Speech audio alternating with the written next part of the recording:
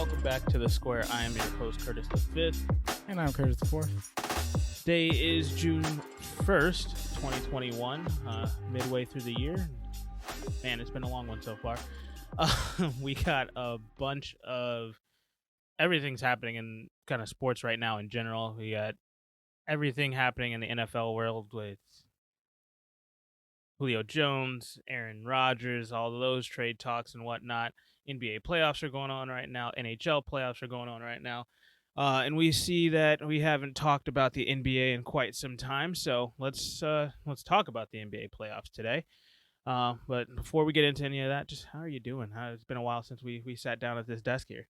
Doing all right. The weather's changing, and we just had Finally. Memorial Day just passed, and it's been a very relaxing weekend. So very much so. Whether it's been from life and work, or family, or just podcasting and research, just took a break and got a few games in. Got to watch a few basketball games, which is very interesting. We'll get into it, to say the least. But, still following a lot of NFL. Man, oh God, NFL is cranked up, and there's no off season. I'm so distracted by it. I'm distracted from the NBA from the NFL right now. Yeah. So it's just but it's been cool. It's been a good time. It's a good time of the year. So it is. I'm excited for the summer because. Oh, and I forgot baseball's going on. Nobody really cares. Sox are doing amazing. Oh, they are playing, aren't they? Yeah. They are playing. That's still a sport. Who won the Stanley Cup? Last year? I have no idea. It's still the playoffs are going on right now. Man, they had zero cover. I mean, nothing flashed across my TV. Not at all. And but they got a new TV, so hopefully we'll see them more next year. But let's talk NBA playoffs. It's been crazy. We're midway through the first round already, midway-ish. I mean, we're getting towards the end. Some of these teams are about to get knocked off. We already have a series all wrapped up and done with, and I guess that's kind of no better place to start. Let's talk about the bubble Cinderella team.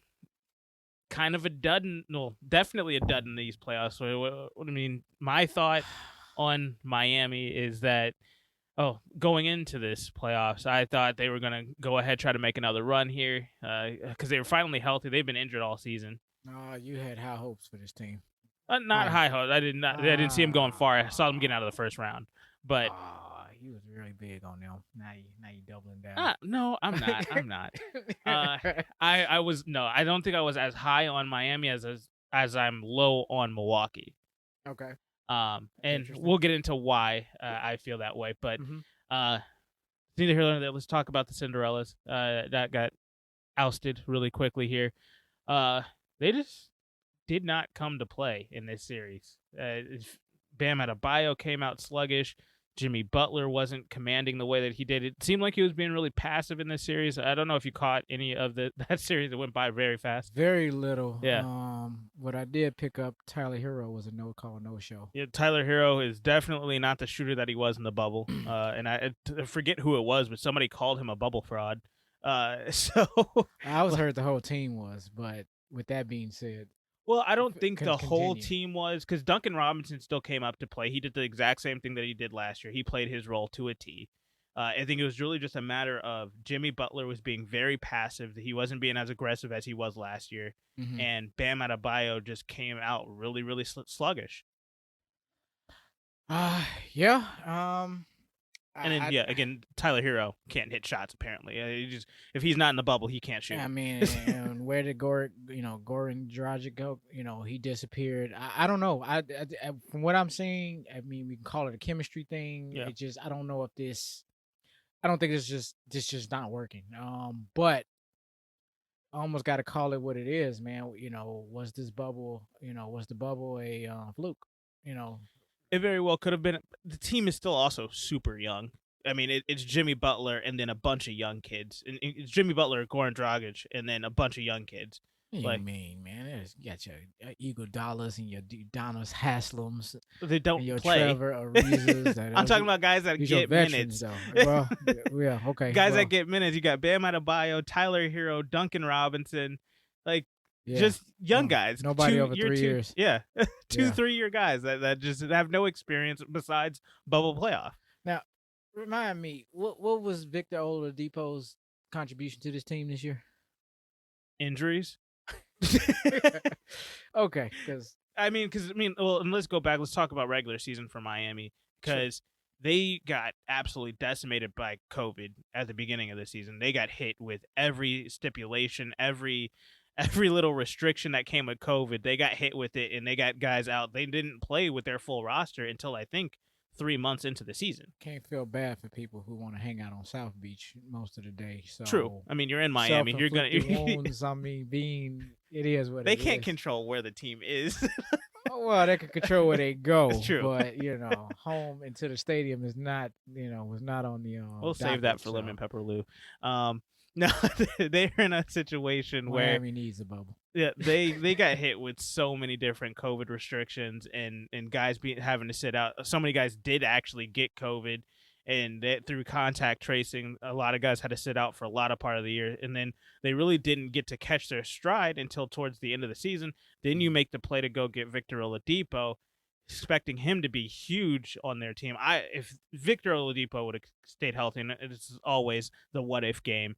Man, this team has a completely different outlook. That guard kind of tandem that they've got there, Duncan Robinson, Jimmy Butler, Tyler Hero, and then if you're including Victor Oladipo as well, just that rotation of those four, that's one of the strongest guard rotations that you'll ever see. Like those guys could go in and out. Most of them are, in my opinion, can be number one. Tyler Hero, again, kind of a fluke. For some reason, when it comes to playoff basketball, he can't shoot unless he's not in the bubble. But outside of that, I mean, the other three all played very well, and it was just a matter, I think, of Jimmy Butler's mentality as the leader, as the rock of this team. Him not being as aggressive as he was last year definitely hurt this team. It was kind of the same way when we were watching that Phoenix LA game. And I was saying, Devin Booker, he's got to take over that game. And if you go passive, you're not going to win. You got to attack, and you got to be that guy it's more of like a lead by example type thing, and not just kind of barking orders at the young guys on the roster. No, you got to go out there and do it yourself. Right. I mean, and outside of game one, it seemed like that just broke the wheel of the Heat, and they just pretty much they were out of gas after game one, and maybe they win game one. We have a different time of series. Maybe this is still lingering. Maybe 2-2.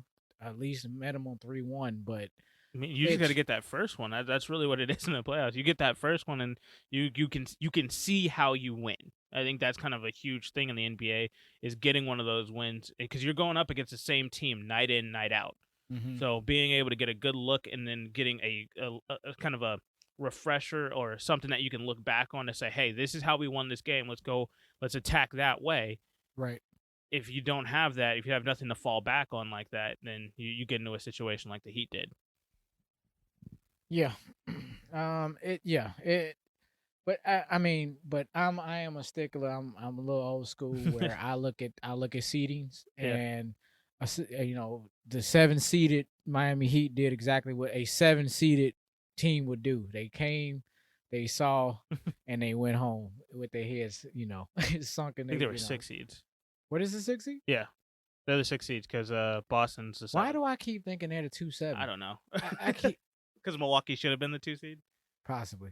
Okay, 6 seed, not too much different, but you don't usually see a 6 seed get swept. No, they usually get a game in there somewhere, but gentleman sweep, maybe a 6 game series. It just, like I said, I think Jimmy Butler and Bam Adebayo coming out flat the way that they did, it did not help this roster by any means. No, going into the series, not at all. And in Milwaukee, I think it has a lot to prove. I think it's more so what's going on Milwaukee side. I know we giving off little flowers right now to the recently departed Miami Heat, but and we can stay on that. But eventually we can move on. Let's start talking about it because I think that is what we should be talking about is Milwaukee and Giannis and what they should be doing going forward. Because granted, yes, this is a rematch of them getting knocked out by Miami last year in the playoffs, where we were saying Giannis better show up in these playoffs, right? As opposed to this season where they come in and get swept, they sweep these guys. But like you said, Milwaukee and Giannis have a lot to prove, and it started with this, but I do have to give Milwaukee credit. They didn't do the LA Clippers thing where LA Clippers were looking at the seeding, they were seeing who they would have to play, and they were like, Right. you know what, we'd rather take Dallas in the first round. We don't want to have to in the second round play LA or one of these other powerhouses in the West. We want to go up against the Utahs. Maybe even if Memphis does pull it out, we want to go play them in the second round. We want to take the easy road. And Milwaukee said, no, like it starts with Miami. Let's just go get our seed, and then let's go play the guys that knocked us out last year, and let's punch them in the mouth real quick. And that's exactly what they did. Exactly. It's step one. Not sitting there looking at where Brooklyn is lined up, and and what's the least path, the least resistance path, the least resistant path to avoid that team, and hopefully somebody do their dirty work. But they didn't do any of that. It's like, no, we got to score the schedule from last year's bubble. It was a fluke. Mm-hmm. It was what it was. It shouldn't have happened because I think that had to be the biggest upset that went on in the bubble anyway, was just Milwaukee just falling flat last year. There was quite a few of them. I mean, no more over the Clippers losing to Denver. Yeah, because it was Milwaukee, and until Miami did what they did. Yeah. It was Miami. It was the Miami this year. That's what I'm trying to say. That bubble thing changed the whole narrative, and by the end of it, it looked great. But now that we put it this year together, man, Miami ain't looking so good right now. They have a very nice roster. However, it is not putting together the wins that's needed to be in the upper echelons of the Eastern Conference right now. I'll give you that they have a nice roster and that they do have to do more work to become a championship roster. I will say, going into next season, without having all of the COVID stuff, hopefully, kind of prayers out for this. Let's hope that we continue to have a downward kind of slope with the trajectory of what COVID is doing to our country right now. But we should see a more open. We're going to see fans back in the stadiums. We can get into that later. The craziness of these fans as it stands right now. Yeah. But fans being back in stadiums, having home court advantage and that type of stuff, and then also just being able to play a season, only having to worry about injuries, not having to sit out because of COVID. Right. Maybe that also will give them, they'll be in a better seed if they can play well. Tyler Hero shows back up again, maybe learns how to shoot again. And just across the board, you got a lot of young guys on this roster getting better. I think they're in a really nice spot. They need to develop their young talent. They definitely could use another star, and maybe somebody to back up Bam Adebayo, because if he's in one of those kind of funkish spells where he can't hit down in the post, he can't box out, or he's not getting those rebounds that you need to have somebody else that can come in and be physical, especially just somebody off the bench that can kind of give that extra little jolt, because I don't think there's anybody outside of their starting five. Do we classify Dragic as the sixth man on this roster? I think we can at this point, but sure. Yeah, not? So if that's it, okay, cool, but he's kind of aging. What is he, 34, 35? So he's kind of getting that slower step. So you need somebody who can actually get you a real spark to kind of get that second unit going, and just be able to kind of, when you don't have your stars on the court, you can actually kind of hang in there for at least 5 minutes or whatever. So, and I was looking at this team. Team's very young and very old. There's not a lot of mid-range players, and there's no balance here. And like, they're gonna have to get rid of some of these veterans. Like, you're really gonna bring Iguodala back? Absolutely are you really not. Bringing Trevor Ariza back? Are you bringing? Come on, the true Mr. Miami Heat, Udonis Haslem. He's got to retire. He's what is he, 47 now? He is the Sam Mitchell of the Miami Heat, because Sam Mitchell was Mr. Minnesota Timberwolves, from player, coach, assistant coach to this dude was everything. Might be part owner. I don't know who's on that ownership group exactly. now. He's probably over there. He's probably out there buying out. Along with Rodriguez right now. But yeah, it's like you can get. Okay, first of all, we need to get rid of that. Yeah. Then second, look, Jimmy Butler's entering his 10th season next year. He's a veteran. Oh yeah. Got to add some younger players, not rookies. You got enough second year players. I still think he could be the star of a team. Not saying he can be a star. I'm just saying he needs help. 10, he needs help. Yeah. And like this guy can't pull it on his own. I mean, come on, he's played most of his career under Thibodeau. Thibodeau has ran this man nothing less than 44 minutes a game.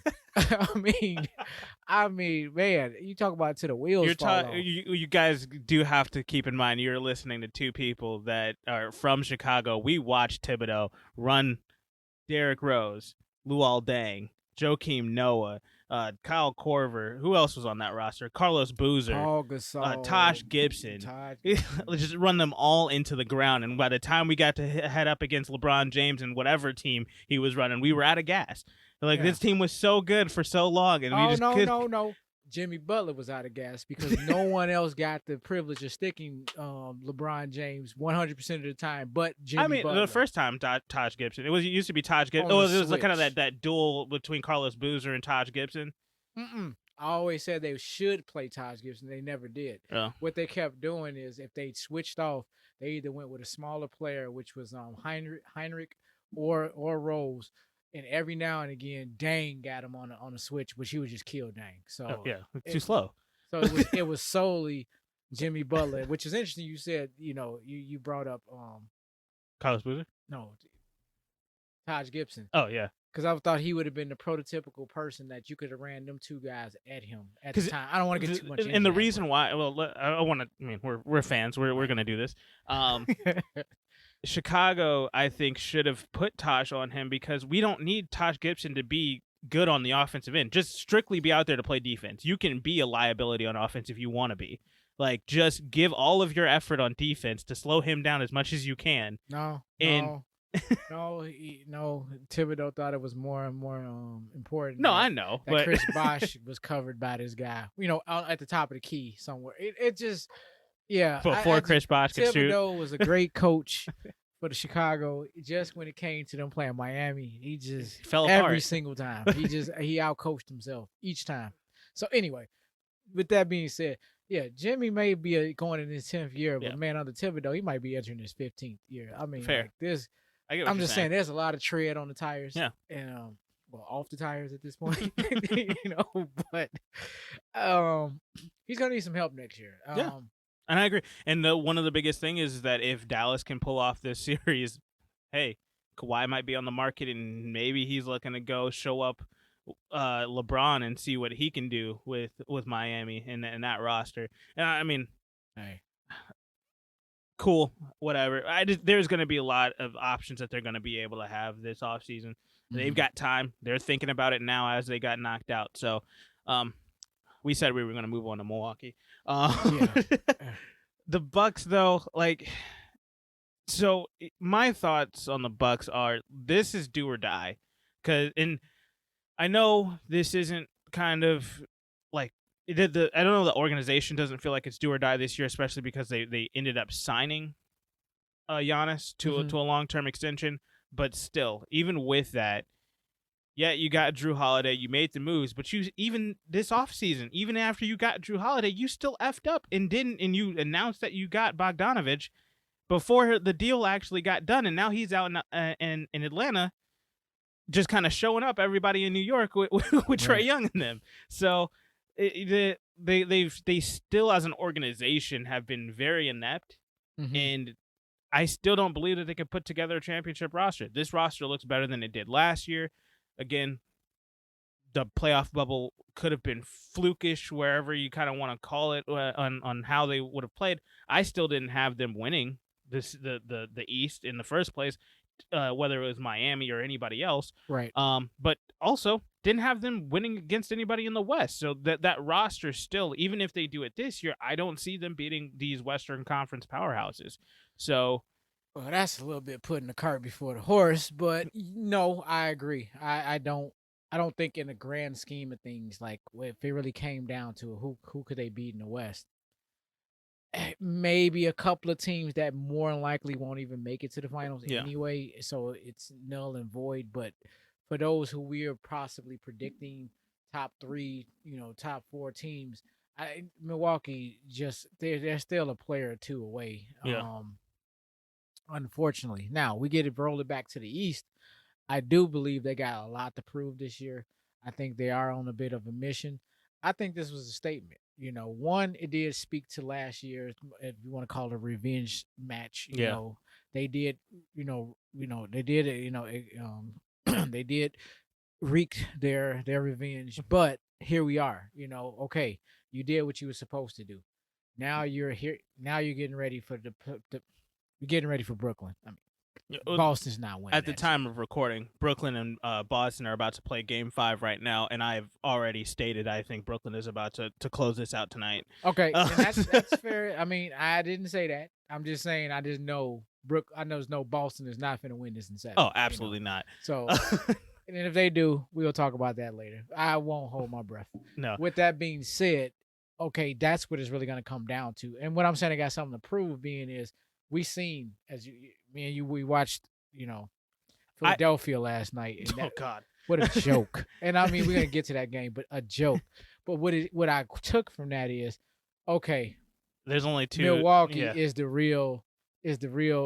last line of defense here. And if there's anybody that's going to take the East away from upstart Brooklyn that pulled the Miami Heat move, now Milwaukee is the Chicago of the to a degree. We'll get to Brooklyn in a second and what I think of them, or what we both think of them. I think. Yeah, I got a couple of I got some critical points on them because yeah. But as you were saying though, Milwaukee, they do have a lot to prove. I'm tired of seeing you go out in the second round. I'm tired of seeing Milwaukee and Giannis not make it to the finals.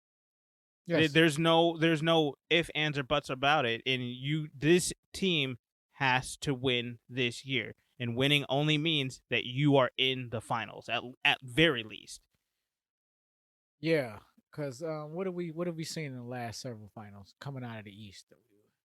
Looking at Cleveland, Toronto. Well, they got the win, which ought to be the Eastern Conference ought to be shaming themselves for allowing Toronto to slip in there and snag an Eastern Conference championship out of that. It's like was not. You also have to remember they were a 4 bounce last second shot by Kawhi getting knocked out by Philly. Right. In that series, because man, Philly was on a tear. That was with Jimmy Butler again. That team was nice. Jimmy Butler, JJ Redick, Ben Simmons, Joel Embiid. Man, that team was nice. A theme here. There's something wrong with Jimmy Butler. I'm sorry to say, I'm hearing a common denominator here. With that specifically, I said there's something wrong with Joel Embiid, but like you said, we'll get into to the 76ers in a minute. I think kind of final thoughts on Milwaukee. Like we said, it's do or die this year. You need to make it to the finals, and I like it. I think this is gonna be an old school matchup come next round. Like in a sense of it's gonna be a dogfight, and something that good Lord, I have not seen this in the Eastern Conference in I don't know how long. Maybe the early 2000s. A good matchup before the finals. Like back when the Big Three was in Boston. Yeah. And we had Orlando and the Dwight Howard Orlando Magic, not this Washington Wizards all coming off the bench. Shell of yourself, ought to be ashamed of yourself. Just retire now. Dwight Howard. Oh, he looked horrible last night. It was bad. Neither here nor there. I sidebar for a second. Going back. I am very excited about Milwaukee because if nothing else, at least they look like they're motivated enough this year as opposed to it look like they know what they're playing for this year. Yeah. Now, will they win? That remains to be seen. However, I just think their mindset is in the right place now. And one last little stat that I saw that absolutely blew my mind. I told you about it last night while we were watching the Washington Philly game. Mm-hmm. I think the key to this playoff run is Drew Holiday because when his plus minus is insane this playoff. He is when he's off the court, he is a minus 23 for the Milwaukee Bucks. When he is on the court, the Bucks are a plus 88. So that is the most insane swing. And then also with that, when Giannis is on the court, he's only a plus 8. That is how important Drew Holiday is to this offense's efficiency. Wow. For the Milwaukee Bucks. Like, Drew That's Holiday insane. drives this team now. And then that was a great pickup. Just imagine what they could have done if they would have done the right thing this offseason and figure out a way to finish off that signing to get Bogdanovich. Yeah. And that's probably why they're slipped down into the third seed and why they could be, hit a wall come next round, possibly. But if they come with it, anything's possible. But we'll get into moving on at the end of this. But again, I like where they're at.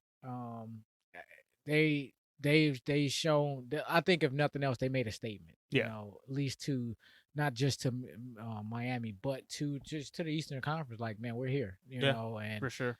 And after we're seeing what's going on over there with the 1 seed, it's wow. It's really a statement now because they kind of in the driver's seat, and Philadelphia is doing what Philadelphia does, so it is what it is.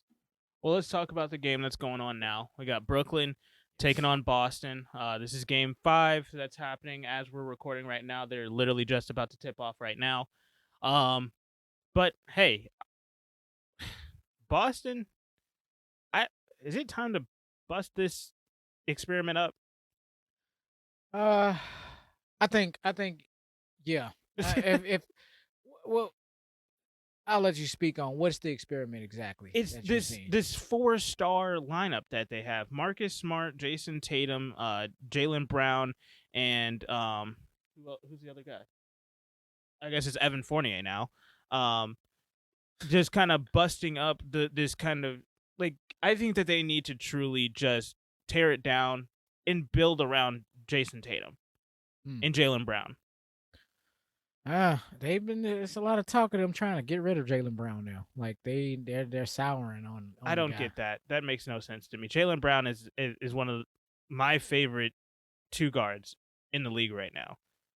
This dude is insanely efficient on the offensive end. He can play a little bit of defense. Like I don't see why you would get rid of Jaylen Brown. I know injury wise, maybe, but he doesn't have a long laundry list of injuries like Joel Embiid does. True. And I mean, that's one of many issues that's being accounted for here. Because I mean, there's the whole Kemba Walker thing, Oh, I guess Kemba was the other one. He's the one. Like, go ahead, trade away Kemba if you can't see. He hasn't played a full season with him. It just did not work out. Yeah. I wasn't big on the trade when it happened. I mean, not that anybody knows this. I am a Charlotte Hornets fan, but Oh, you mean the signing? Because you just completely rejected the Hornets.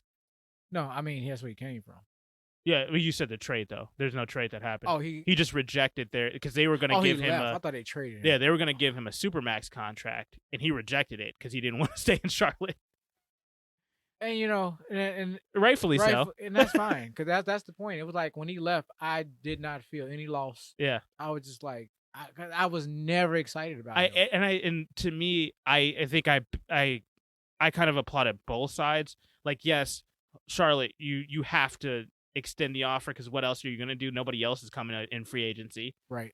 But also for him to decline it was smart because it helps out both sides. It's saying you guys can't win with just me. Obviously, we've tried it. And I can't win here with just you. And I don't just want the money. I want to go win. Now, he does sign with Boston for a max contract, but that doesn't work out as it's being shown right now. And him not being able to stay healthy is really kind of the biggest thing to me. His knees are just absolutely glass right now. He just can't stay stay on the court. I mean, my goodness, how many knee injuries has this man had in his career? I mean, it's insane. Yeah, I can't even count. It's just he might be up there with Joel Embiid's back issues.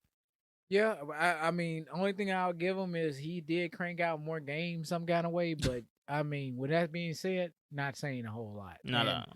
They got to move on. They're gonna need a new point guard. They need a new playmaker on that team. He's out tonight. Yeah. It can't just be Jason Tatum and then a group of middling stars. Like he's got to get a bona fide number 2. If that is Jaylen Brown fully healthy, cool. If it's not, go get a guy.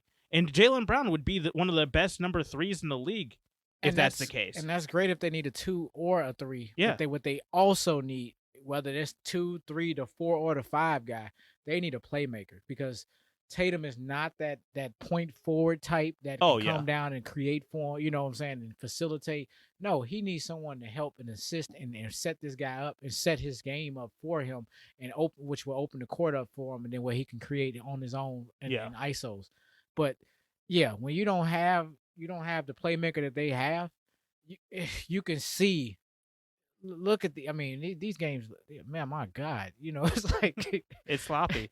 Yeah, these 7 seeds. Oh, why even show up? Why y'all even showing up for the series? And it looks like Jason Tatum's holding his knee. So, yeah, I think Boston's out. This is a closeout. A classic closeout game. The guys, you know what I'm saying. By halftime, half the starting lineup is going to be out. They're going to be sitting out, ice bags on their knees. It's bad when I just watch Blake Griffin get a steal. Wow. All right. But let's talk about Brooklyn, though. I mean, this is this team. There's so much talent, but I have so many issues with this team. Go ahead. What you got? Starting with it. What's your number one grievance here? Well, first, I'm done with the super team thing. Thank you. I'm over it. Thank you. It's not fun. We officially put an end to this after this year? Like, could this be the last team? I hope so, because this is not fun. I mean, first of all, this team can't stay healthy. We've only seen 8 now. What's this? The 4th, 5th game. So 13 games with KD, Kyrie, and Harden. That's it. We've only seen 13 games this season with all 3 of them on the court. So the chemistry we can see it. It's not there. That's why they dropped a game against Boston. How many games has it been with KD, Kyrie, and Jordan? The original big 3. Oh, I don't even know. They weren't healthy either. I'm just KD went out earlier, and it just did not work. But that's one point. The super team aspect is not fun anymore. It's okay. We had our fun with Golden State. We had our fun with Miami. Whatever other super teams you want to try to throw in there. We had our fun with it. I'm done. I'm a basketball purist. It's not even fair. You could it's within the rules. It's just let me just call it's bullshit. I'm saying it for what it is. I'm like, this is good basketball compared to what? And the issue that I have with it is the fact that when I know in 20 years when I think back to Golden State's championships with KD, I'm going to think the world of their first championship when they didn't have KD and they went up against LeBron. That was awesome. I loved that 2015 matchup. That was great. The year after that was a great matchup, and where they lost to came down to 3-1. That was a fantastic matchup, and LeBron earned that. That was a great series. And then you get the KD series coming in here. Like, I'm going to think back to that. I think back to it now, and I'm just like, KD's not gonna you're not gonna get that nostalgic look back like, oh, he was so great. Like, no, you built that roster and you went into a 73-win team and you came out there and you added who is potentially going to be a Hall of Famer and also a dude that is a perennial all-star to a 73-win team. That doesn't make you a great. It doesn't elevate your legacy beyond anything. No, you didn't do all of those are gonna come. Those are blood rings. I guess if is that what you want to say? And that's how everything's gotten changed to and regimented and I'm unfortunately minimized to the era that you play in. Unfortunately, because you all have changed the rules. You all have. Y'all playing a whole different NBA now. Yeah. And so your criteria is completely different. So do not disrespect anybody else from 1999 or 2000 on back with the comparisons. Don't compare anybody back then. Just leave it out of there. LeBron James, I would never compare you to Michael Jordan. Guess why? Because you're not a shooting guard. First of all, okay, and you know what I'm saying, you didn't do what he did. Anyway, well, he didn't do what I did. What is that? Whine and cry and complain and Mr. I only got 2 fouls in 3 weeks, and you still complain about every call. I'm so done with this era and the mentality of it, because you know what it is? It's soft with a hard T at the end. Soft. Soft. Which is fair. I And mean, I it's don't not care. it's not a physical Bring game. all the smoke y'all want on comments. I don't care, because now I'm really to have this whole let's talk about these eras. I'm talking about KD. I mean, I'm talking about LeBron, but I'm talking about all of them. No, and LeBron is a part of this criteria of this super team nonsense. He started it. You know, and thank you. This AAU bullshit. You know, like keep the AAU to children. Because y'all grown men, and if you know what I'm saying, you feel you have to sit here and let me make me an overnight all-star team. Dude, miss me on these conversations. You know why you winning? Look at your roster. And that's why I feel like this is going to this is why this needs to die, because the legacies, when we think back to this in 20 years, even guys that are in my generation, like you are coming from the golden era of basketball. 90s basketball is what everybody calls the best era of basketball of all time. I'm arguing the 80s, but no, I get what you're saying, but yeah, even me looking back, sorry, 80s was literally just the Celtics in LA. I don't care. It was let's look at the 90s, which is what the argument would be. I'm not gonna cut you off. That would be the argument they'll use today, but I don't want to get. It's not the same. But that's why I call the 90s better than the 80s. Right. So, but when you're looking at that, you're coming from an era that is, whether it's the number 1 or number 2 era of basketball of all time or decade of basketball, that is what you've seen, and that's what you compare everything to, because that is what you know as true basketball, which is fine. And this is what I know as true basketball, but I don't like it. So like it's all evolution. And I don't have a problem with the play of the game. I like the pace. I like that it's faster. I like that we're scoring 120 points a game. I like seeing the threes get drained. I love that. But I also do like to watch the Clippers where they're coming out and they're playing defense. I like that. I like seeing that every once in a while. When you compromise the defensive end of the sport, I'm like, I don't give a damn what you're doing on offense. Yeah, at this and point, I don't like watching basketball, and when I'm looking at it, I'm saying, hey, I know that's not a foul. I know if I'm out there on the court, that like, and I hate the fact that I can tell when there's going to be a star call versus an actual true foul is getting called. Right. I hate that I can predict that happening. That is, there's no parity in the league. And that's what I have an issue with. The actual game itself is fine. I like the faster paced basketball. I still hate the fact that the refs have so much control of the game, but that's just basketball. That was the same thing in the 80s, 90s, 2000s, and now the 2010s and the 2020s. Like the refs have just too much control, and they got a bigger ego than some of these players. But that's a whole nother thing. And hopefully Adam Silver, who's what I think is the greatest commissioner in the league history, has been able to. He's done stuff innovatively. I haven't been a fan of none of them, but okay. Go ahead. Well, that's fair. Nobody likes the commissioners anyway, but Adam Silver, he's probably one of the best. But Stern was an asshole. You really? I'm sorry. I don't mean to be. It's just like now you want. This is my passion. Yeah. I know. Basketball is Curtis Ford's first love. And it used to be football, but it is truly basketball. He has a true passion for this. I'm seeing at this point, man, because it's garbage, and these players are the mentality.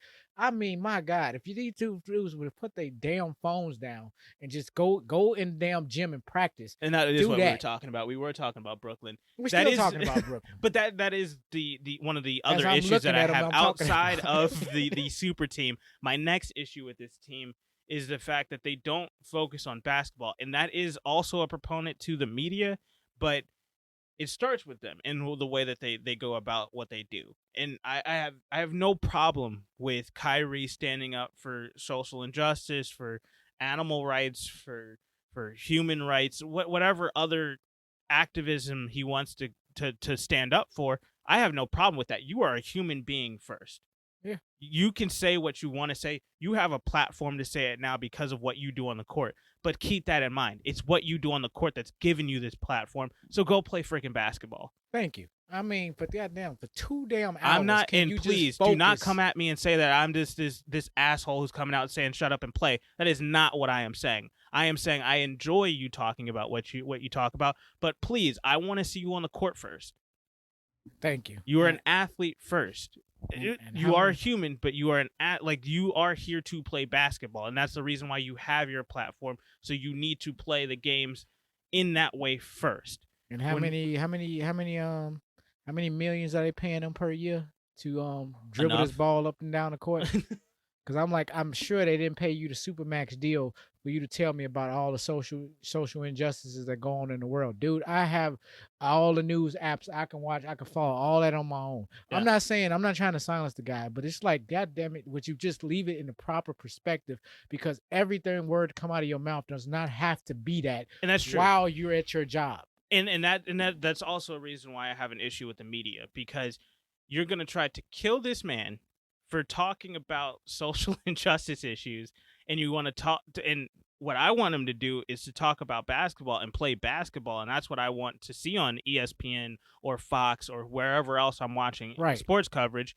But the media comes out and the first question is oh, what was that about saging and this and that at the beginning of the game? Oh, do you have any vendetta against the Boston Celtics just because you had to walk away or this, that, the other? Right. Oh, how do you feel about the election? Like, stop asking the questions. If you want him to talk about basketball, ask him about basketball then. Exactly.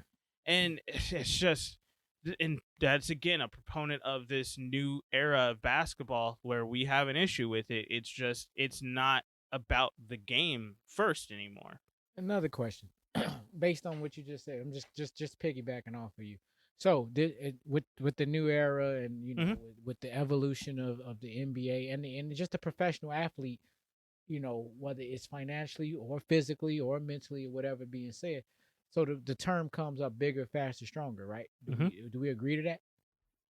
Is that an agreed, or do we share that view? Like, it is bigger, faster, stronger. I'm not necessarily a fan of that per se, but I don't 100% agree with it, but I don't disagree with it. Not necessarily, but with that being said, the question that keeps coming up in my mind, and it's just been baffling me for the last few seasons: what the hell is load management? I know I sound like an old fart right now. Like, this dude is going on a Kwame Brown rant about the NBA. Kwame. Yes, I did a plug because he can come catch some of this too. Oh, I want Kwame Brown on the show. I don't care. I don't care about how many tractors you got. I'm ready to talk. Right. I don't think I'm disrespecting and assassinating blacks, black athletes right now. I'm talking about there is a bad product being put out called the NBA. It's not as good as it can be. Yeah. Could it be better? Yes. Can all things be better? Yes, but I think there has been such a fall from grace over the time based on this new direction that they're going. And again, the super team, I'm sorry. That's got to go. It's like in the NCAA. You already know where I'm at with that. That one and done crap. Yeah, got to go. Got to go. This is the one and done for me. Like, this because that's why I brought up load management. Like, my God, how many damn games are y'all not ever going to play against? Because the minute one person comes back, the other one goes and sits down. I only have an issue with load management on. I don't think you should ever sit any home games, for one. That should never be a thing. And two, on a back-to-back, I understand it. On a road back-to-back, I understand it for sure. Because that is where the injuries come into play. Michael Jordan at 41. I understand what you're saying. I get freaking guard. You are coming from the golden era of basketball. No, I'm saying, what my point of me saying that? Yeah. Is it's never been done before nor after that. No, and I get That's all I was But getting you at. also have to think and back to the 2000s. No, I'm saying in the 2000s, though, you have to think back to the amount of injuries that were happening in the 2000s. It was insane. There were a lot of guys sitting out, and I get, and I 100% there were still stars playing, but there were more superstars in the league at the time, and there's not as many in today's game. I'm sorry. We want to talk about how great some of these guys are. I'm sorry, Anthony Davis. Well, you're not seeing them because they all bunched up on one damn team now. True. True. Like, shit. Yeah. I'm sorry. Man, I got a problem with. Yeah, I'm sorry. I'm working through this. Yeah, but you're right about that. But what I'm saying is that I get that there is something to be said for analytics in the sport. And I've seen the numbers and I've watched the games. Yes, there was a ton of injuries back in the 2000s and even in the 2010s. In the first half of that, there was the guys just going down again and again because of those stupid road back-to-backs. And that's one of the things that I applaud Adam Silver. He tried to limit road back-to-backs to a point where we only see a certain team have them maybe 3 or 4 times a year. Scheduling issue, not Yeah, a load management issue. And for the most part, they fixed it. And for those 4 or 5, maybe 6 times of the year max that you have a road back-to-back, go ahead, LeBron, sit out. Sit out that second road back-to-back game. I'm fine with it. I don't care. That's fine. But when it comes to you're sitting out, it's Tuesday in the middle of February. I don't want to play this game at home. Miss me with that. Sorry, you're at home. You've had your rest. You're not on a back-to-back. It's a middle of the week game. Especially if it's one of the primetime games, you better be playing. Right. Like because everybody talks about like, oh, I don't care. I'd rather see him ready for the playoffs. The regular season doesn't matter anymore. And to a degree, that's true. But also, you got to think about there's a lot of like, and I know a lot of people throw this out there and they kind of wave it off as a real legitimate argument, but it is a legitimate argument. You are an entertainer. That is a portion of your job is to be an entertainer. And at the end of the day, there are families that save up a lot of money just to go to one game a year. Well, let me stop you. Let me stop you just for a second. You say a portion. No, they're contracted. True. I'm just saying, you signed a damn contract. Yeah, you're right. Maybe some of y'all may just want to read over the fine line a few more times. Just when you start talking about your rights and you got all the power in the world. Yeah, you got all the power not to do what you said you was going to do. Yeah. Because if you got paid by the games you played, I'm sure low management go away very quickly. Yeah. Because, no guaranteed money. And I don't have a problem with that, but I have a problem with what y'all doing based on you have all this guaranteed money now. So one could argue that, as I'm doing right now. Yeah. So that's our 20-minute rant on the issue with today's game. Yes. Brooklyn. Super team. The last super team alive right now. Right now, yeah.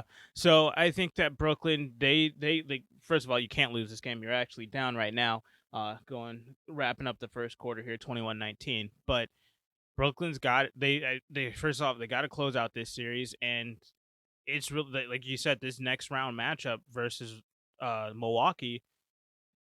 This is going to be a dogfight for them, I think, because it's going to going up against Milwaukee is going to take chemistry, and you guys only have, as it stands right now, 13 games of chemistry.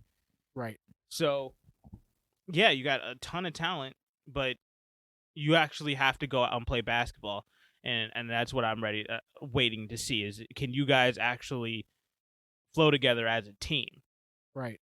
Now you also have Joe Harris. You also have Jeff Green, which he's hurt right now. The power forward. Blake Griffin. You got Blake Griffin on the roster. Like you got a lot of guys on this team that are going to have to step up in this upcoming series. But across the board, it's got to be these top 3. And I don't want to see a single one of you shrink at any moment.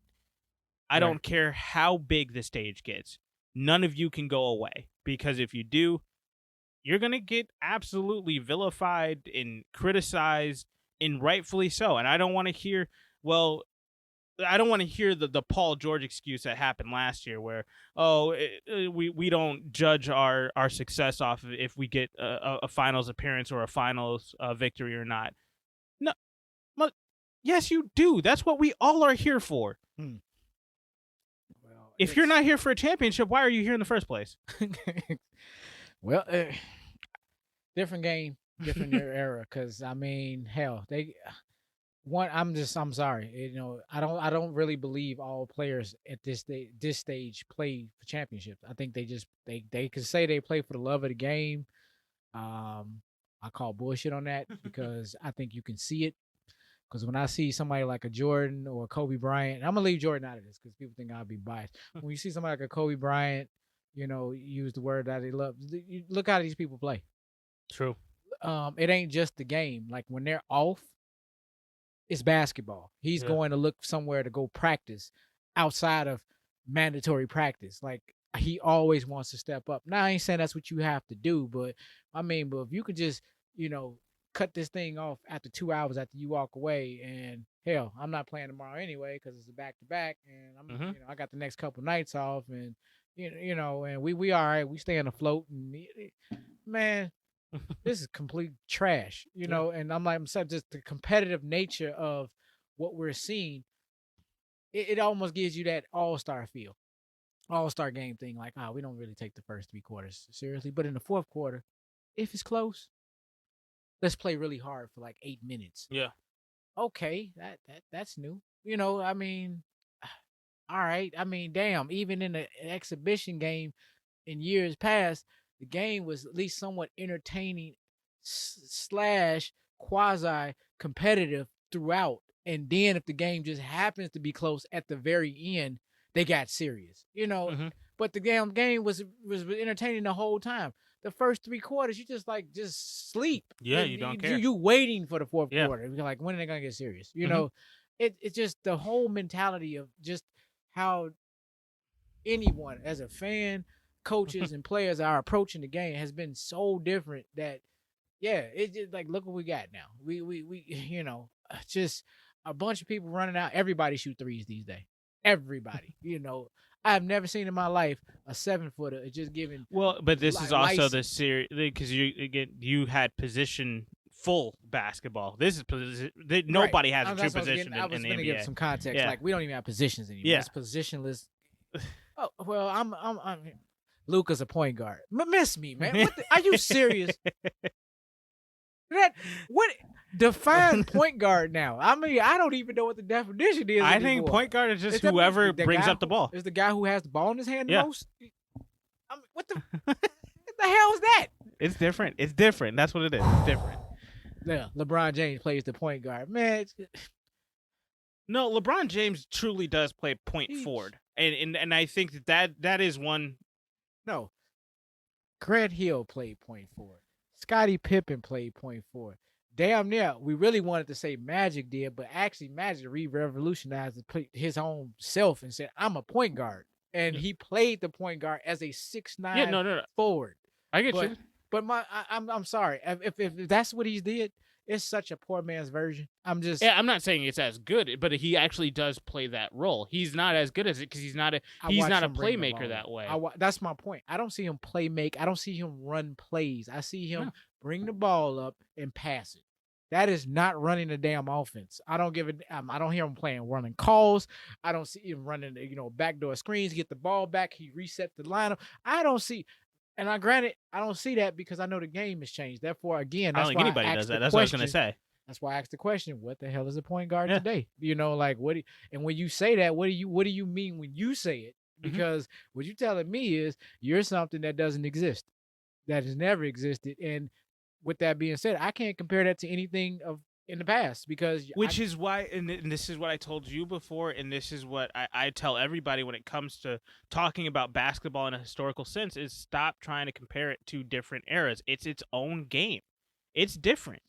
It's not what it was in the 90s. It's not what it was in the 80s. It's not what it was 5-10 years ago. And you're right. And that sounds great up until they say, LeBron James is a point guard. However, he's the greatest. This.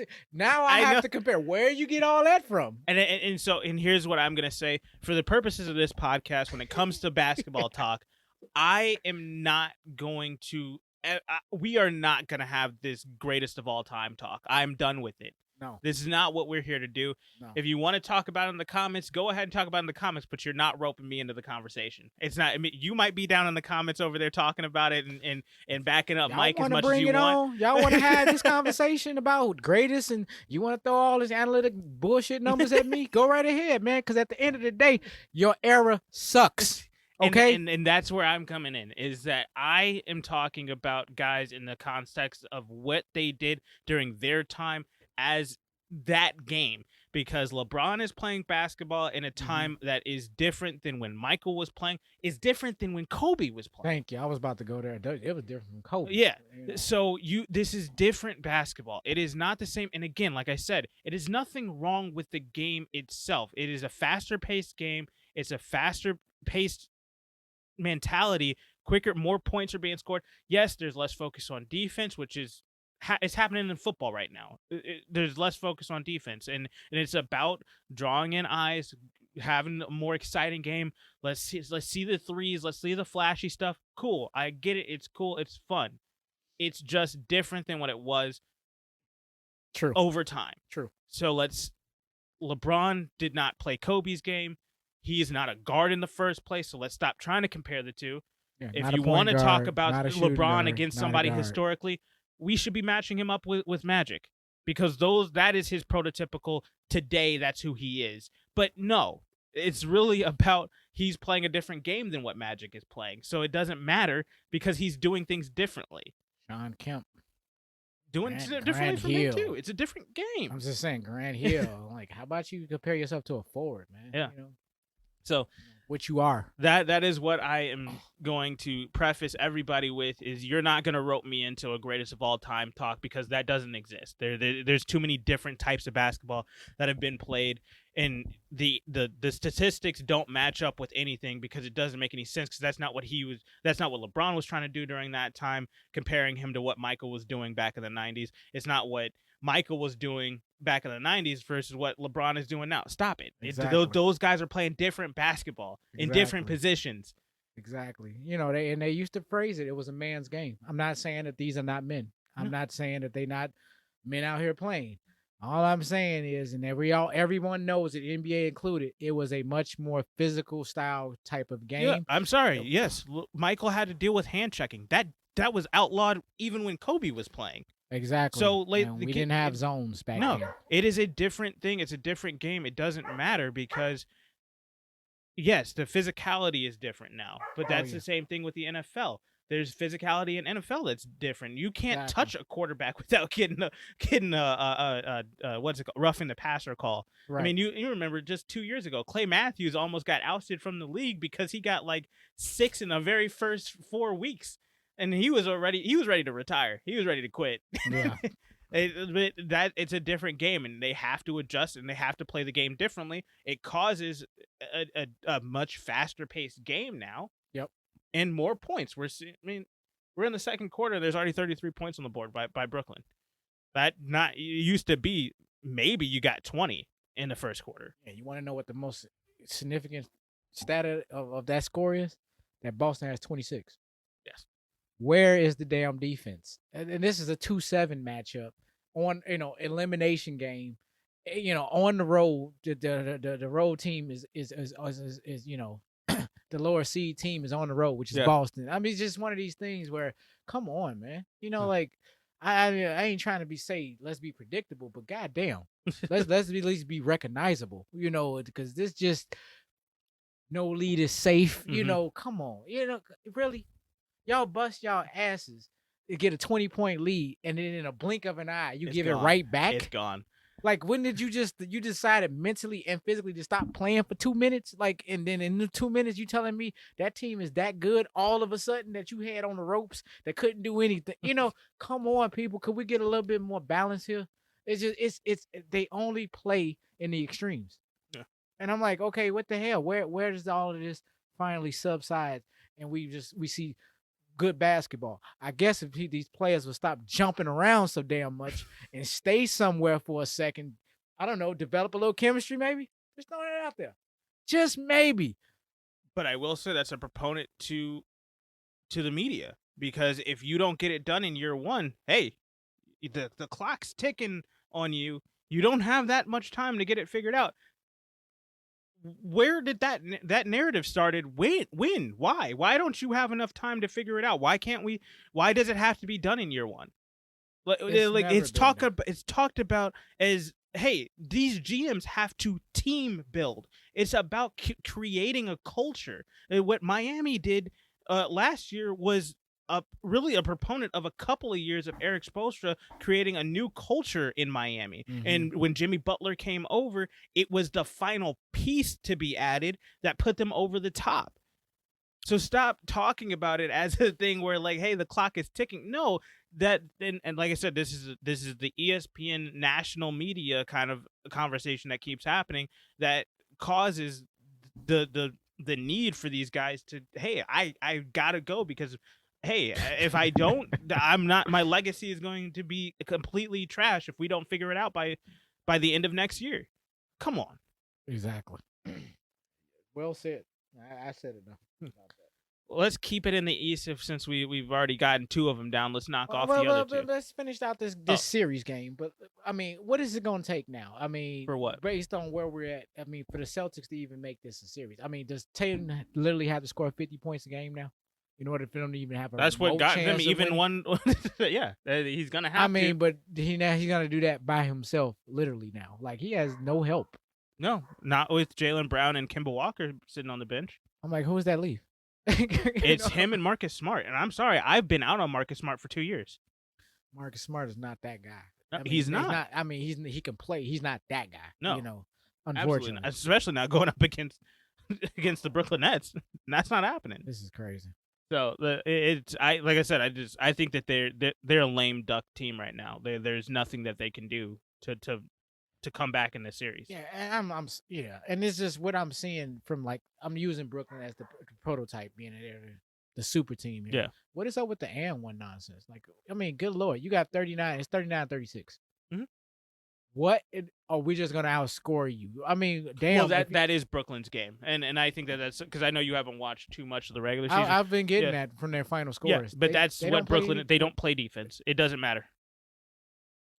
Yeah, they are the most efficient offensive team in the league right now, and that's what they're gonna do. They're gonna play middling defense. They're gonna play probably. I think they're now ranked around like the 20th best defense, but that's all they need if you can put up 140 points a game. Yeah. Bad basketball. Sorry, not buying into this, and that's me. That's my opinion. That's fine. I'm not here to sway people. It's just I don't like it, but.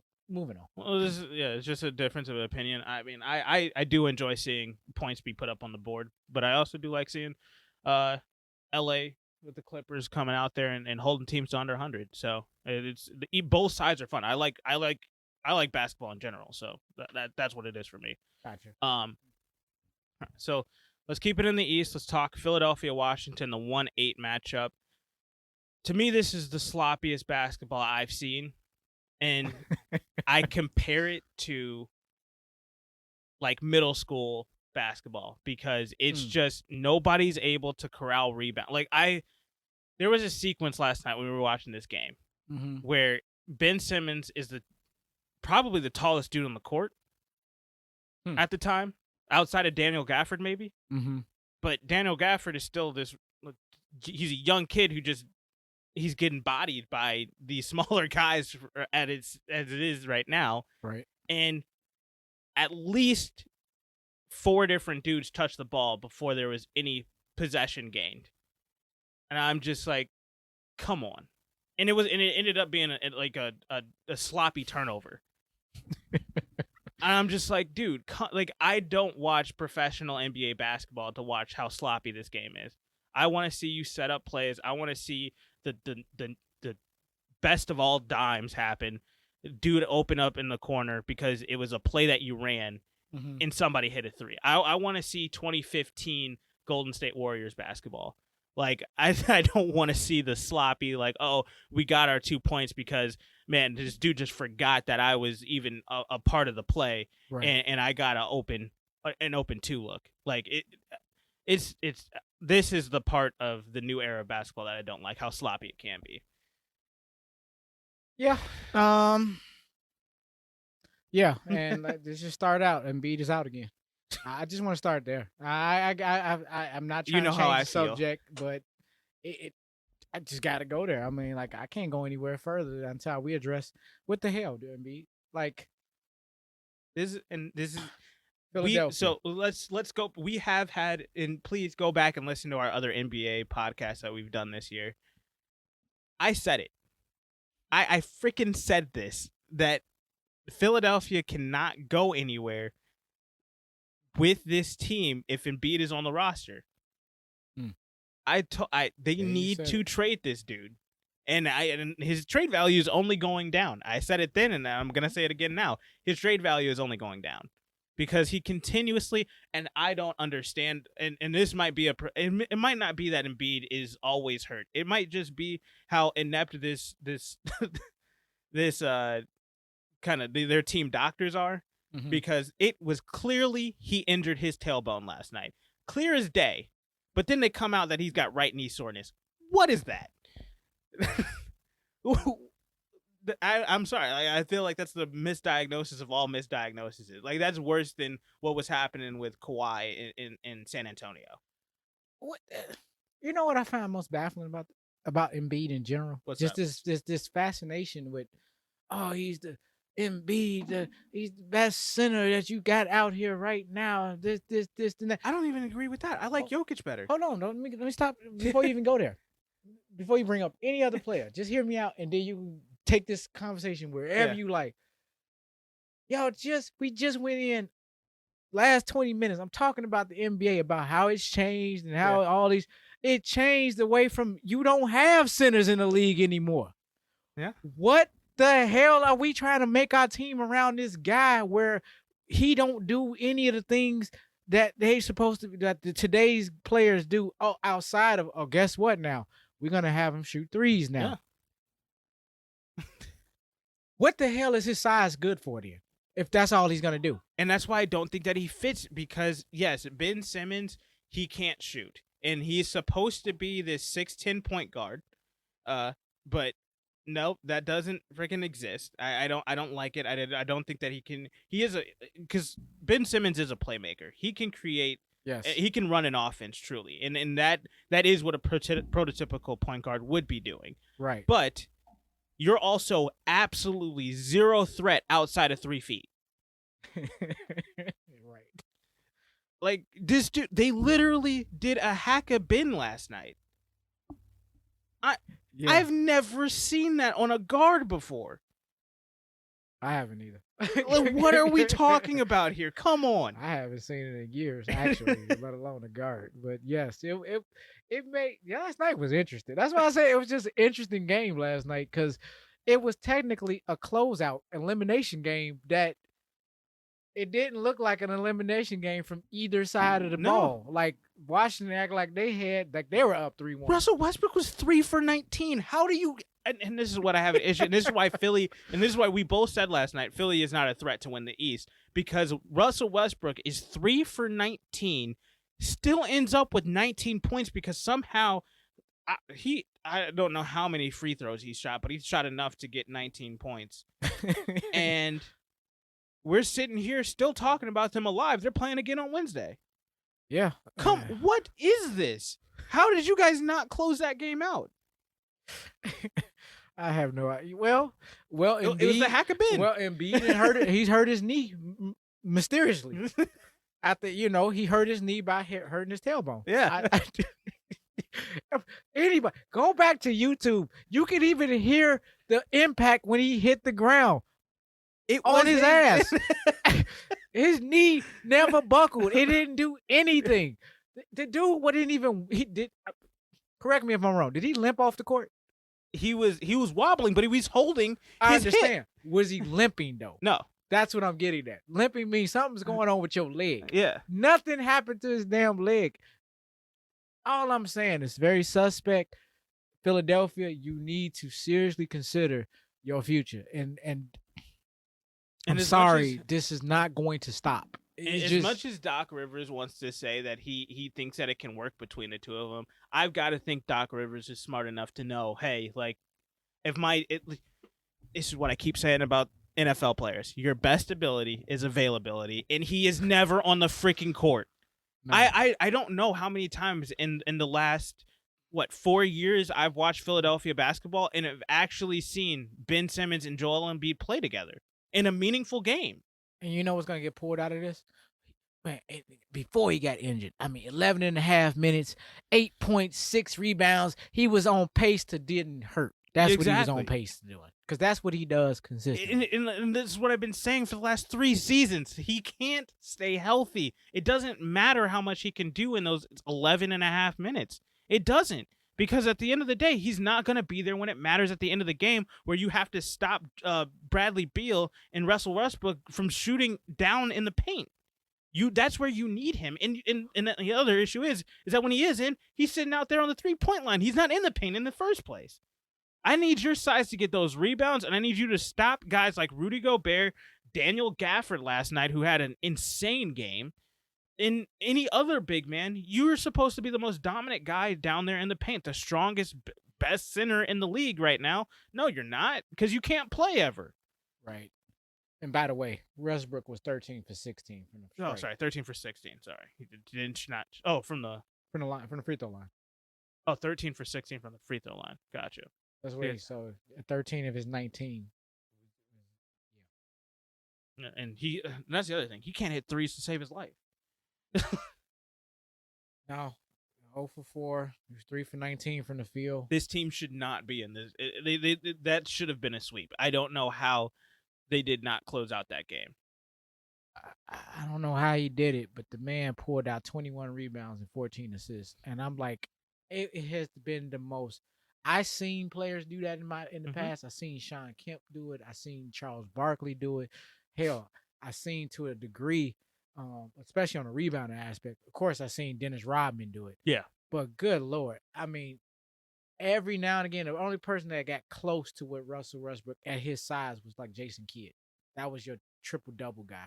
It's just as a 6'5" point guard or 6'4" point guard. I'm going to ask you this because I never really watched him. Gary Payton, I know he was a defensive guard. Him and Kidd was like 1A, 1B, you know. But he could grab rebounds like that?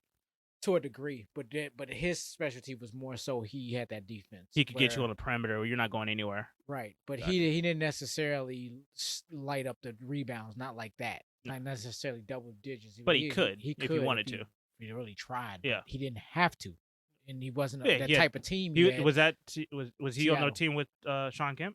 Sean Kemp. Okay, yeah, you got Sean Kemp down there. There's no reason for you to be down in the paint. Shrimp at the 3. You know, I mean, man, they just had a lot of good players over there. Man, you play with Kendall Gill at one point, Hershey Hawkins. Okay, just Nate McMillan. It just a whole other kind of team. But yeah, he played with some solid players. I mean, where I get it, Russ. Man, you over here in Washington, it's you and Bradley Beal, and really, I mean, everybody else. Good luck. If you show up that night, thank you.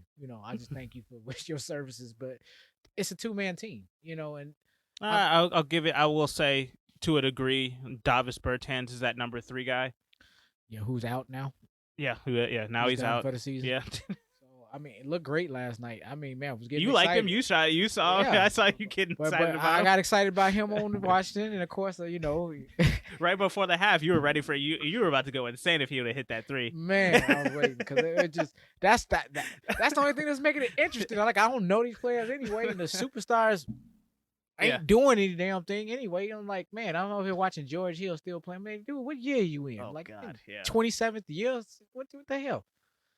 Like, it's just getting to the point, like, man, who putting these damn teams together? But this is getting back to super teams and, and top heavy teams, LA Clippers, LA Lakers, and you're seeing how the league is so top heavy now. And now you see how it bottoms out from like the 8th seed on down. It's like, man, I'm surprised they even got 2 stars on a damn team, to be honest, but with that came a very interesting game, and on the opposite side, you had Tyrese Maxey. It was some interesting people that just stepped up. Yeah. By the way, he finished with 15 points last day. I remember he didn't touch the ball for the first. I mean, in the first half when he came, he didn't touch the ball in the first quarter. In the second quarter, he started taking those ridiculous shots where we were both like, well, they're gonna pull him. But then when Embiid went out, they were like, well, damn, we got to keep him in now. Right. So, oh, my goodness, man. I was surprised. Tyrese Maxey stepped up in the second half, and he kept him in the game for the most part until the last, minute and a half where Washington kind of pulled away. Right. But, he man. What he could. Yeah, he got them back the lead. at one point. I mean, it was kind of the Tyrese Maxey coming out party. Hopefully, he can show up in game 5. Or is it? Yeah, it's game 5 next tomorrow. Mm-hmm. So it's like I said, this is a series that was so sloppy that I just did not enjoy watching any of the games. I did have my moments, like you were saying, with Davis Bertans and Tyrese Maxey and Matisse Thybulle. Even in this game was fun to watch a little bit that he did get to play. But man, it's so sloppy that I did not want to see another game of this, and I hate the fact that tomorrow I'm more than likely oh no, it's on NBA TV. I can't watch it, so thank God. Hopefully they wrap it up. Is it safe to say that Dwight Howard can go ahead and retire now? Please do. Man. I 1.2 rebounds. And there's one more thing I do want to say about this. Seth Curry, I'm sorry. I need you to step up. I'm sorry. Where was he last night? Good question. It was second half. I have no idea. I think Korkmaz had more threes than he did. But I think Maxey took over, and I think that's what took Curry really out the game completely. And then of course they kept, Doc Rivers he had to find a way to get Ben back in the game. And I get it for defensive purposes. I mean, to his credit, he did shoot 4 for 5 from the field. 80%, even though it's only 5 attempts. But 8 points. He finished with 13 points, 12 rebounds and 3 assists. Yeah, because he missed 15 fucking free throws. Like, come on. I mean, that's where I mean, he's 5'11", but I mean, he salvaged it at the end to at least shoot. Salvage 45%. I mean, he's shooting 25% for the series. I know. mean, so it's what guard has that low of a free throw percentage? I don't know. Is it? I mean, but then again, what forward has that low of a? I don't think it's safe to say. I think it's just a player. I mean, he don't play a position. I mean, because hell yeah, no point guard, no forward plays like that. I mean, a forward that's playing off the ball, yeah, but yeah, that's horrible. Ben Simmons. You can't be a point guard if you can't shoot free throws. I mean, because hell, your ball don't need to be in your hand. Exactly. Your liability in that context, which I'm not saying anything new to anybody hearing me. That is one of the issues that I have with Ben, but still, I would rather build my team around Ben Simmons than I would with Joel Embiid. No, you can run a different type of scheme, a different type of system to eliminate that. But having them both on the roster doesn't stands, work. Yeah, no, and I mean Tobias Harris, man, God. This dude shot 24 times last night. It sucked. I'm like, dude, have you ever shot 24 times? I'm like, yeah, because that's what he's getting paid to do. And that was the other thing. When Ben Simmons got into foul trouble, they ended up going into this ISO ball with Tobias Harris, and I was like, I'm sorry, that's not gonna work. You said it. You have to run plays for your shooters.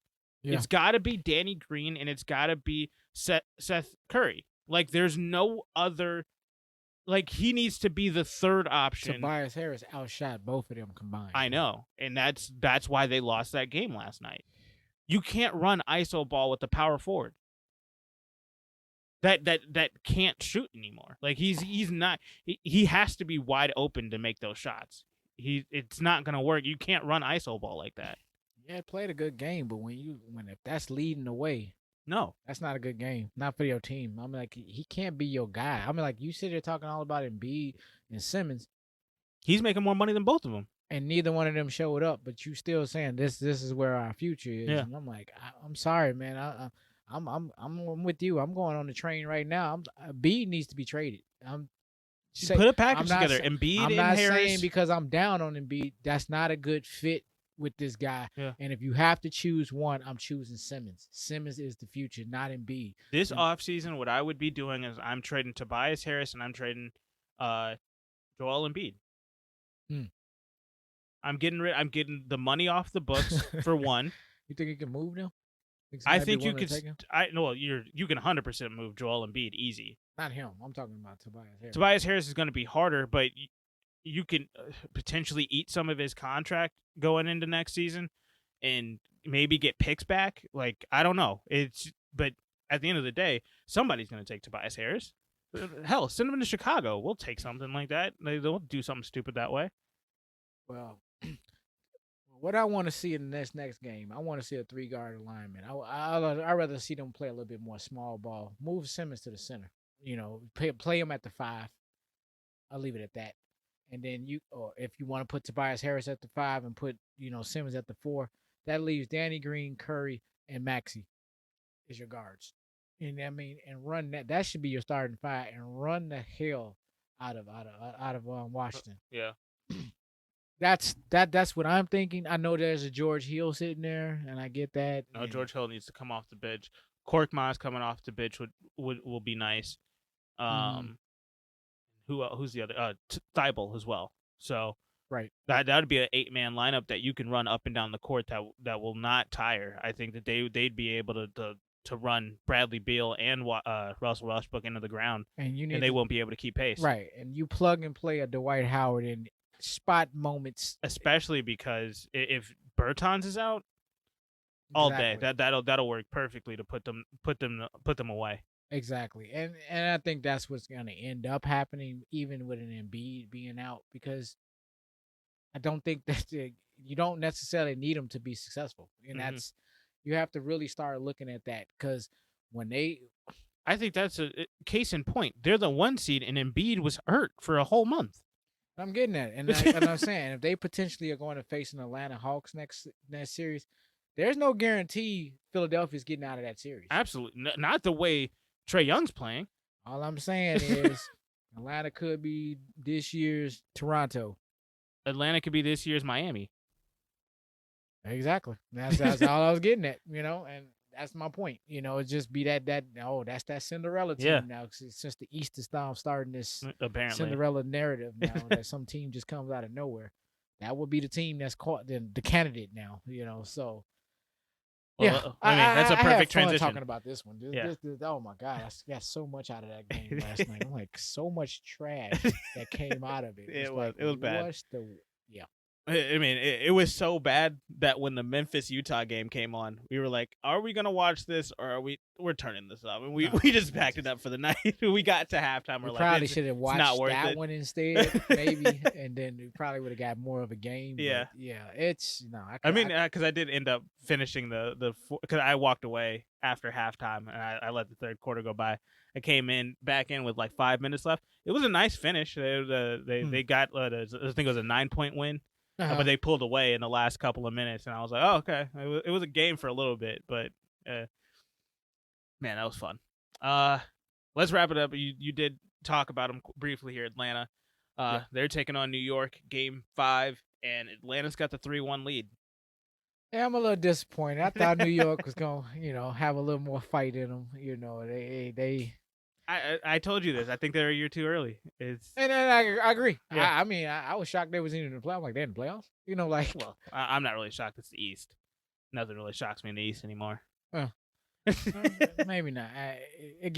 But seeing where the Knicks came from to, I haven't heard from them in years. And all of a sudden they, boom, 4 seed. Like, oh, that's impressive. No, it was court advantage and everything. Didn't matter, but but when the Knicks are winning, the NBA is in a good place. So for as much crap as I'm talking about this league, that has been one of the saving graces as to how I'm able to stomach some of this, based on a team that's not even winning. They just made it. I have to give you credit, because even with all of the games that we've watched, you found some underlying thing to hold on to with each of the games that we've watched. Even with the Phoenix LA game, it was what was the young kid who came in that you grabbed onto on Phoenix? He came in and started hitting threes. Oh, wait! What? Man, I don't think too much basketball going by. Well, we watched so much. Cameron Payne. It's Cameron Payne. He took over that game. Game 2. That's old school stuff. It's that grit. Almost looking like Like how Loyola looked up in the tournament, man. I'm like, oh my god, man, like that's what I'm talking about. Just gritty basketball. Are they the best team? Heck no. Like, should they be winning or even leading? No, not at all. But but they giving you everything they got, and you can't stop them. And they keep coming. And I'm like, on any other day, they gonna get ran out of the gym. But tonight, oh, y'all finna catch one tonight. We'll get into Phoenix, LA in the next episode, but Atlanta, New York. Like what I was saying was that you found something to hold on to with every single series. I think. I mean, outside of the ones that we didn't watch yet, which is gotta make it entertaining for myself. Portland, Denver. I think we haven't watched, and Memphis, Utah, but. We'll get through it. Yeah. I mean, again, it's round one. So. Right. I haven't watched. I have to say, I have not watched all the series like I should. But it's like you said, it's round one. Hey, I got a life outside of. Yeah. I just I don't have the man hours to sit here and watch 16 hours of basketball just because 4 games came on. I can't watch all the games. Yeah. No. I'll be good looking if I can watch 2. So a lot of research has to go into this. Yeah. And have to do a lot of backtracking and. And I'm putting that out there just to say I'm not just spouting off anything, but man, come on, we're still people. We have lives. We do stuff. This is not all that we do. Now, if this was all I did, I'll say that. You know, and I won't have no problem with anybody. But unfortunately, I don't have that. I don't have that luxury yet. If you guys would like, share, and subscribe, we would. But. Thank you. And, and maybe I'll come down a little bit, and that may sound a little bit more sensible. But hey, this is what happens. I can't spend 16 hours on this. Yeah. No. Well, my question would be for this Atlanta New York game or this series is just. I know you've at least watched one of the games of this series. So, yes. What are your thoughts on Trae Young and how he's kind of come out in this series and what he's been able to do? Got that dog. Yeah. Oh man, I gotta get that quote in here one time. One time an episode. I'm all in on Trae Young. I'm like, I don't even. I mean, and the Atlanta Hawks, the Atlanta market, is a very transient, fair weather. True. You can kind of market type of thing. So I don't expect much out of Atlanta. Atlanta is just one of those kind of like a placeholder, for the most part in damn near all sports. But for just geographically, for just the fan base that they have, still have a nice fan base, but they're not usually the ones that's in the driver's seat, But this guy, somebody did not give this man the memo because, I mean, he taking it to the Knicks all by himself. Yeah. And I'm like, I can't do nothing but admire such a thing. And you can have a man like a Tony Snell sitting on the end of the bench looking at this. Like, you bum. How is he still in the league? I don't know. I'm sorry. I'm still pissed that Chicago even drafted him. I had hopes for him, but when about his third year, I was done. No, when he was drafted, I was like, "Are you kidding me?" There's so many other people that we could have gotten that draft, and we went with Tony Snell. I thought his draft tape looked nice. I thought it just depended on the spot. I could have seen something come. It just didn't happen. I can't even make a strong case. I get it, but I just like you were saying, he should be out of the league at this point. Like I was saying, at this stage, at least go down to G League. Year 7. Like, he's in year 7. Oh God, yes, please be out. That's what I was getting at. I'm like, how the hell are you still in the league, man? You on a second, third contract. I'm like, who in the hell keeps signing you and why? Like, he must be a hell of a practice player. Maybe. Moving on, but yeah, Trae Young, man, that's what I'm talking about. And I mean, I was already enamored just by the Knicks, just being there. I'm like, I only can name a handful of players on the team, but that didn't matter. It's the Knicks. And Trae Young is like, man, I don't know if y'all know who I am, but check it out. And I mean, it's a new sheriff. Yeah. Yeah. And that's in a sense, this is what Boston is missing. They missing a Trae Young. That's what they would need as a playmaker. I'm just backtracking to that comment, but I want to stay here. I don't want people to think we're just jumping all over the place. No, but for what he's doing for Atlanta, that's what almost any team would need. And I mean, a prototypical 6'1" point guard, a true point guard. Yeah, not this just by title or by whatever the hell they want to say. And I mean, man, I don't know what else to say. I'm just No. He got that dog in him, and I'm like, that's what it takes. That's playoff basketball. That's what I'm talking about. And for this to be his first playoff appearance and him to come out there and play the way that he is, man, and the thing that I like about it is that this is, I hope that this becomes the new Reggie Miller, New York type of relationship between the two, because man, they've been coming at him and he has been responding. Yeah, it hasn't been, and it's not about it getting chippy or anything like that. It's about the play. It's about the actual basketball. Right. They'll talk in the press conference.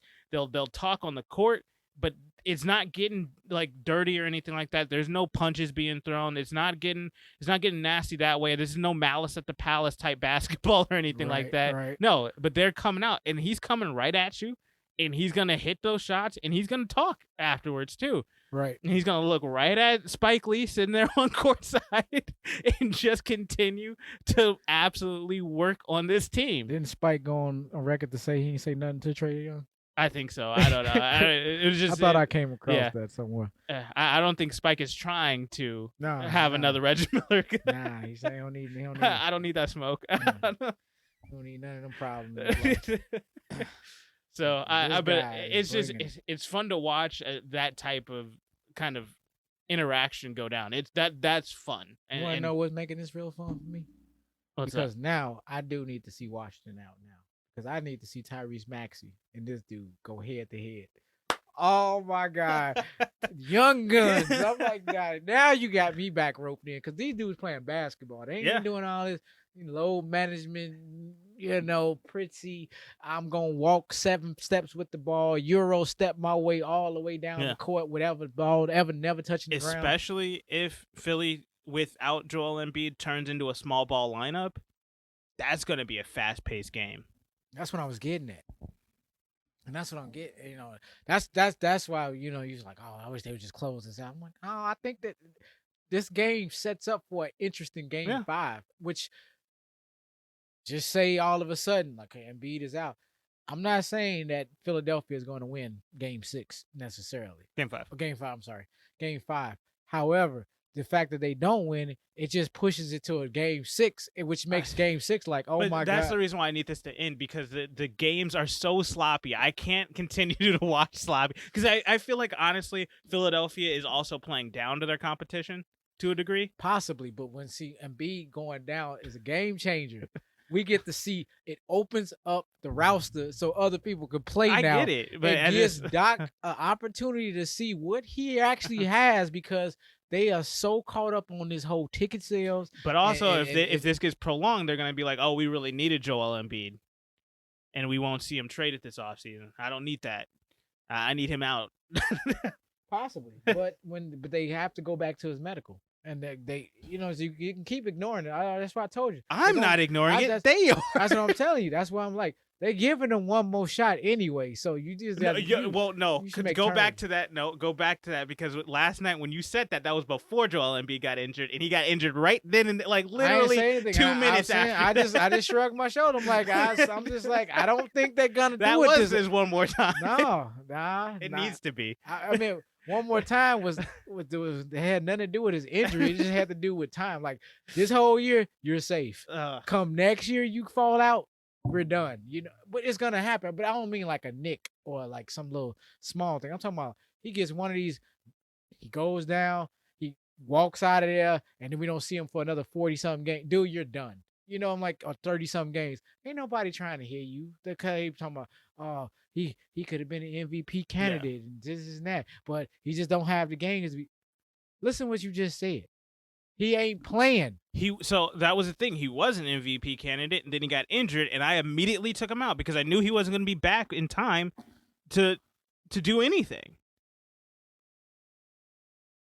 So I'm over Joel Embiid. I'm sorry. You're not the best if you can't play. I just have a problem with them hyping up a center in a non-center league. Which is funny, because I think a center is about to win MVP this year in Nikola Jokic.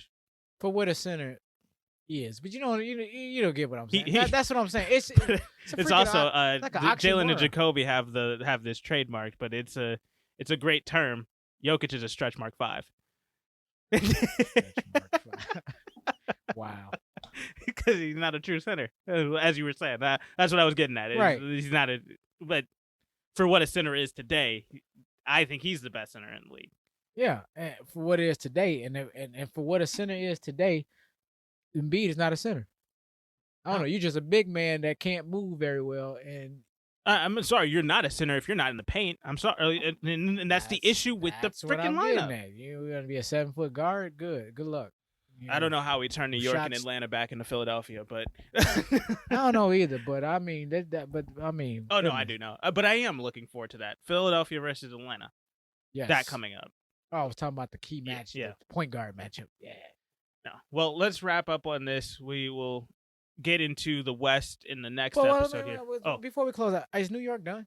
That's what I want. 100%. I'm over. No way. No how. They might be able to steal another game, especially because they're going back to the Garden. They might be able to push this to Game 6, but I don't. First of all, I don't think this is going 7 games. And 2, outside of injury, it's not going to a Game 7, and Atlanta needs to wrap it up so they can get a little bit of rest before they have to go take on Philadelphia in this next round. I just find it hard that Julius Randle is like the biggest thing not being talked about right now from his stats. But it's because to me, I'm tired of talking about guys putting up numbers if you can't win. I'm tired of these stat stuff. That's why I'm over Russell Westbrook. Like, I get it. Yes, the triple doubles has been an amazing feat where you're averaging a triple double over the last 3 seasons. That's incredible. Nobody's done that. Not even Oscar Robertson has done that, and that is something amazing all amongst itself. But also, legacy-wise, you can't win in the playoffs by yourself by any means ever. You've not won in the playoffs as the number 1 ever. You've always been the number 2. Whenever you've gotten any sort of success in the playoffs. Well, I mean, Julius Randle, R.J. Barrett, Derrick Rose. I'm not even a Derrick Rose fan. I did not know Taj Gibson was with the Knicks. I did, and I did like seeing him play. That was actually a little bit of a nostalgia trip I went on. This is mini Chicago. Right. I think they're actually still paying Joakim Noah. Yeah. I already see what their issue with their bench is. Oh, it's horrible. Non-existent. But again, and I feel you on that point about, having a hard time giving people their credit for not winning. But hell, they're the 4th seed. I mean, they won to get there. I don't understand. Regular season wise, yes, Julius Randle has been amazing. I'm talking about specifically playoff basketball. I am tired of these guys putting up stats all across the board and then not winning. And then we're just saying like, oh, well, it's okay. He did his part. No, you didn't, because you didn't win. Right. Yeah. I agree. Yeah, so that's the only issue. But it's also, this is Julius Randle's first year with success. I'm not expecting him to win the East. Like that's just not feasible right now. So, and you're going up against a young team that's very fast paced. And this is kind of like boxing, where like matchups make fights, and this is a bad matchup for New York. This team plays such a different style of basketball than them that they're not able to keep up with them. Right. They've got like you're saying, Derrick Rose is their 6th man off the bench. Like, they're not going to be able to keep pace with these young kids in Atlanta. Yeah, he may be their 6th man, but shoot, he just came off a 32-minute game. No, yeah, he plays the most minutes, but he does come off the bench. Got it. Interesting. Yeah. So, okay, I think we spent enough time on that one. I just gave Atlanta, New York is due. Yeah. Well, give us your thoughts on the East side of things, and just let us know down below. Especially, I know there's going to be a lot of comments on our take on what the NBA is today. But definitely tune back in. The West episode will be up soon, so you'll be able to see that. And just let us know what you guys are thinking about the NBA playoffs as a whole, the NBA as a whole. Just let's have a conversation down below. That's the point of this channel, this podcast. Community of sports fans having a discussion on sports. So definitely do that. Please, again, like, share, and subscribe, and definitely make sure that you get it out to all your friends, and let everybody know what we're doing over here, because these are interesting conversations that we're having here. and we want to continue doing this for you guys. Question of the night for you, everybody: are super teams good or bad for the NBA? All right. Yes. Well, let's wrap it up there. Thank you guys again for listening, and we'll catch you guys in the next one. Good night.